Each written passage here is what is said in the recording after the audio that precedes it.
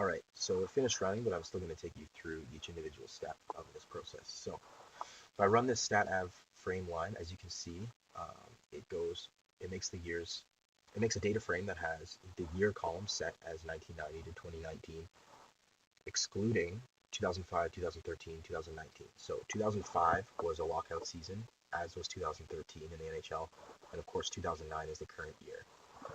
So I'm not using that in the analysis. So if you look at the year column here, this is what ends up happening. So we get 27 unique years of usable data that wasn't a shortened season or anything like that. Now, the first section here essentially creates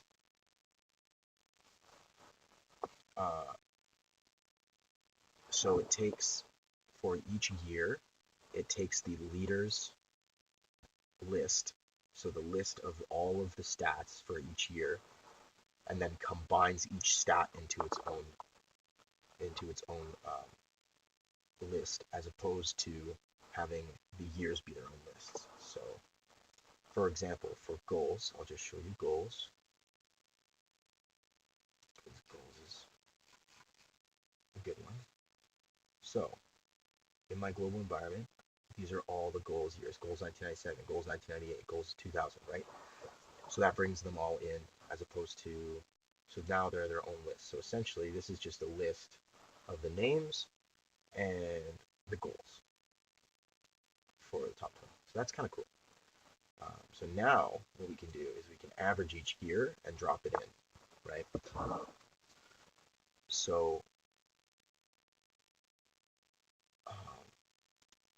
again, I have to change the modes to, I have to change all the modes to numeric. So that's what I did. I changed all of them to numeric vectors, that I could take the average of them. And so here we see them as, I'm just going to run each code individually. So now this steps through all the years, and then steps through all the stat names, and collects the stat name dot average, which is what I named the average stat name list, or the average stat list. And then it collects it with the mean of the stat name of that year of the third column, which is what I showed previously. So if I run this guy now, oh no, I just ran the whole thing again. Okay, that's okay. I'll just rerun it. Click the wrong button. Sorry, guys.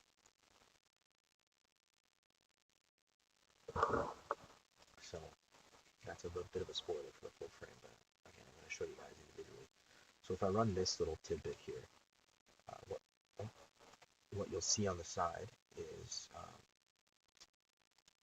statnames.av. So for instance, right here, say I want to put goals.av. If I run that,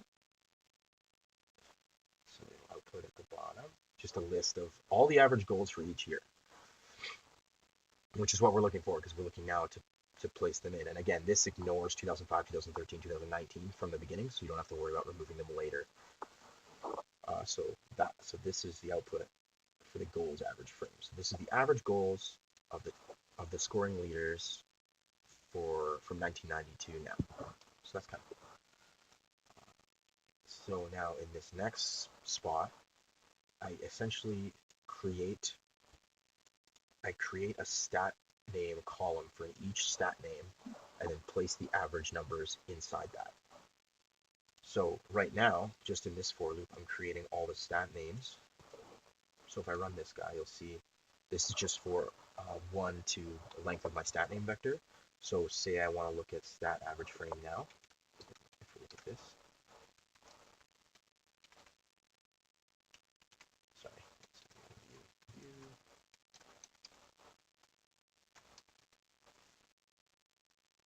Say I want to view that. So now you can see there's a column for each stat name in here.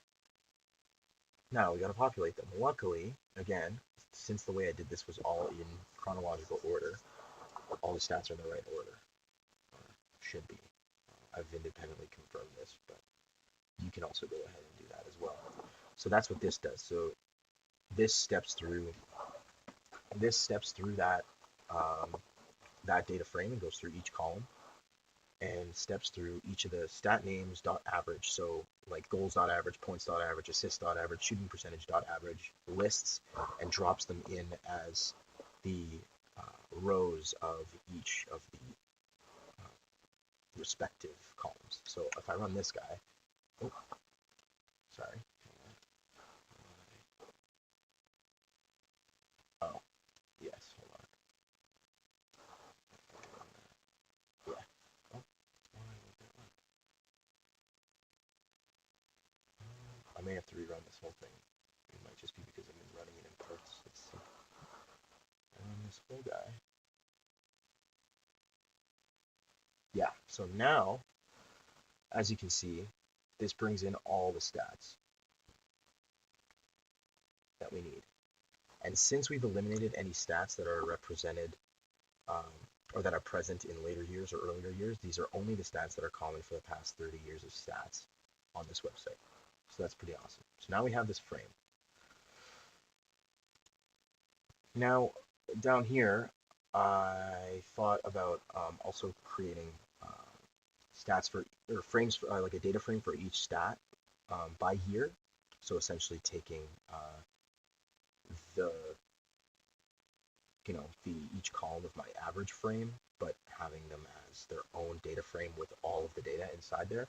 I didn't end up using it just because I wanted to sort of hit all the topics that we discussed in this class, but also not have this be sort of something that took more time than my final project. So this is something that I ran afterwards, and you can see what happens now is when you run all of this. So this is essentially doing the same thing I did above, but just for each stat individually. So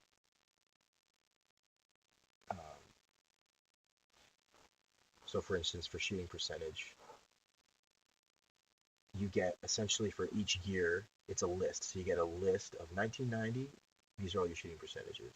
1991, these are all your shooting percentages. So say I want to say I want to look at that first section.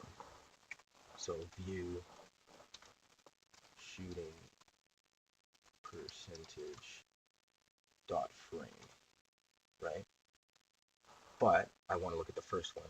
You would use your typical list of tables call out, and it'll bring in that. So now these are all the shooting percentages of the top 22 players from the year 1990. Or yeah, I think that's the first one on the list. So the year 1990, which is kind of neat. So again, given more time, I'd probably continue on this, but I thought now let's look at some of the questions I sort of thought about and look at them from a perspective of the average stats of the scoring leaders and just statistical leaders in the NHL over the past 20 or over the past 30 years. So some things that we're going to look at: goals, points, plus minus, shooting percentage, goals against average, goals against, things like that. So these are essentially just plots of each of these over time. Nothing too crazy. I will run through all of them, and then we're going to pick a couple to examine closer to apply some statistical knowledge to. So these run. Now, if you would like to look at how I did the plots, I used the Plotly package, which has a bit more interactivity than just regular ggplot. However, using ggplot for this would probably be fine as well. I just wanted to sort of have a bit more interactivity in my plots. So now these are run. We're almost done. Sorry. Yeah, so these have run now, so I'll kind of show you what I've done here. Again, it's pretty straightforward. You call out a ggplot, and then if you ggplotly on the plot you create, it creates a plotly plot, which has a bit more interactivity. So I'll show you here. So this is goals against average, on average over the years. So as we can see visually, goals against averages has dropped as far as this looks. From around 3 in 1993 to now more around 2.29 over last year. And so what's cool is Plotly actually brings up the tags, so you can see what each year was which is really, really beneficial when you're looking at a large amount of data plotted. So all of these plots are essentially the same. I was just wanting to look at trends of each of these statistics, and I thought it would be interesting to look at sort of an offensive statistic and a defensive statistic. So points on the one side, and then not necessarily defensive, but goalie-centric statistic of save percentage on the other side. So as you can see, the cyan is points, and on this goals is the other one.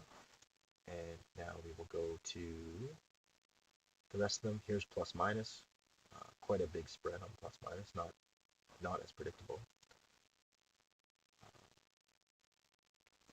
This is shooting percentage, and then we have save percentage. So I noticed this increasing trend in save percentage and thought, hey, is that increase actually statistically significant? And so that's one of the things I wanted to examine. So in the next video, I will be showing you the process to examine and potentially predict the statistical distribution of points and save percentage over the past 30 years in the NHL.